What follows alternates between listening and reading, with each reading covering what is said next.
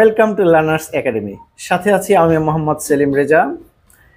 Completing সেন্টেন্সের ধারাবাহিক ক্লাসের আজকের কারণ নির্দেশক কনজাংশন দিয়ে যুক্ত বাক্যের কমপ্লিটিং বা সম্পূর্ণকরণ নিয়ে আজকে আলোচনা করব।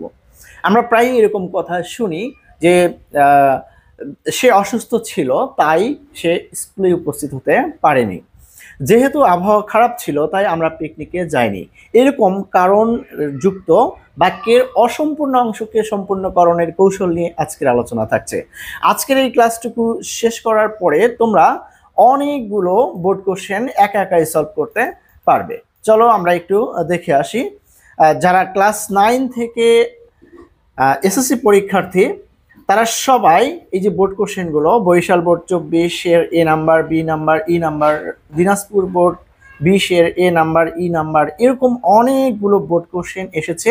এই নিয়ম থেকে তোমরা যদি আজকের এই 10 মিনিটের ক্লাসটা করো তাহলে এতগুলো বোর্ড কোশ্চেন তুমি নিজে খুব সহজভাবে সমাধান করতে পারবে।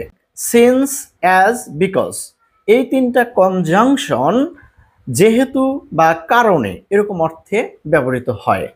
সাধারণত এদের পরে একটা কাজ হওয়া বা না হওয়ার কারণ উল্লেখ থাকে এবং বাদ বাকি অংশে ওই কারণে কি হয়েছিল বা কি ঘটেছিল এরকম একটা কথা দিয়ে বাদ বাকি অংশটা কমপ্লিট করতে হয়। এক্ষেত্রে টেন্সের নিয়ম হলো উভয় টেন্স সাধারণত একই টেন্সের হয়ে থাকে। যেমন দেখো, সিন্স সীমা ওয়াজ ইল, যেহেতু সীমা অসুস্থ ছিল, তাহলে এই যে যেহেতু অসুস্থ ছিল তাহলে এই অসুস্থতার কারণে কি হয়েছিল বা কি ঘটেছিল এরকম একটা কথা দিয়ে পরের অংশটা কমপ্লিট করতে হবে। তাহলে আমরা বলতে পারি যে কি বলতে পারি, she could not attend the class, যেহেতু সে অসুস্থ ছিল তাই সে কি করতে পারেনি, ক্লাসে অ্যাটেন্ড করতে পারেনি, উপস্থিত হতে পারেনি। তাহলে এই যে দেখো, সিন্সের পরে একটা কারণ উল্লেখ আছে যে সে কি ছিল, ইল, অসুস্থ ছিল, আর এই কারণে সে কি করতে পারেনি, she could not attend the class, সে ক্লাসে উপস্থিত হতে পারেনি।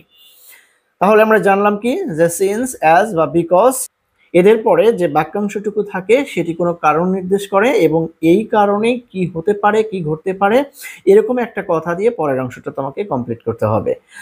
দেখো আরেকটি উদাহরণ, এভরিবডি অ্যাডমায়ার্স হিম বিকজ, সবাই তার প্রশংসা করে কারণ। তাহলে কেন তাকে প্রশংসা করে একটু খেয়াল করো, এখানে বিকজের পরে গ্যাপ দেওয়া আছে, তার মানে তাকে প্রশংসা করার কারণ কি, কারণটা লিখতে হবে।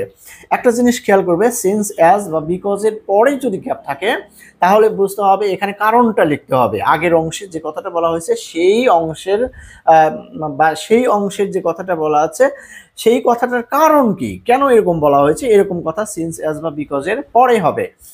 আর যদি সিন্স, অ্যাজ, বিকজের পরে বাক্যাংশ দিয়ে দেওয়া থাকে এবং তার পরের অংশে যদি মানে ফিল ইন গ্যাপ থাকে তাহলে সেক্ষেত্রে হচ্ছে ওই কারণে কি ঘটেছে বা কি ঘটতে পারতো, কি ঘটেছিল এরকম কথা দিয়ে কমপ্লিট করতে হবে। তাহলে এভরিবডি অ্যাডমায়ার্স হিম বিকজ, প্রত্যেকেই তাকে প্রশংসা করে কারণ, কারণ কি, কারণটা হলো হি ইজ অনেস্ট, সে হলো সৎ। তাহলে তার কারণ, সবাই তাকে প্রশংসা করার কারণ হচ্ছে হি ইজ অনেস্ট, এটা হলো কারণ। দেখো বিকজের আগের অংশ প্রেজেন্ট ইনডেফিনিট টেন্স ছিল, সো পরের অংশটাও প্রেজেন্ট ইনডেফিনিট হবে।